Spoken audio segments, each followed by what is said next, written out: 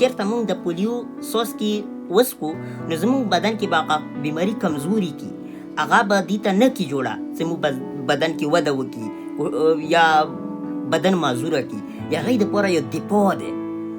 نو زموږ د بدن دفاع کوي دا ویکسین. نو باید چې موږ دغه دفاع د ځانه ونه غورځوو، موږ ځان معذوره نه کړو.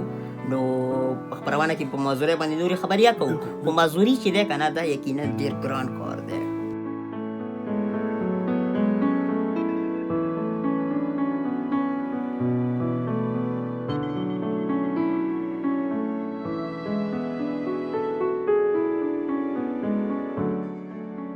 ایمانم امام حیدر دی، د ابراهیم زما ورور دی.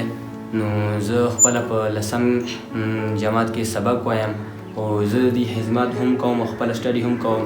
انشاءالله مو دا اراده چې څو پورې مو ژوندي یو د دې به زه خدمت کوم او دا به مؤثره وي.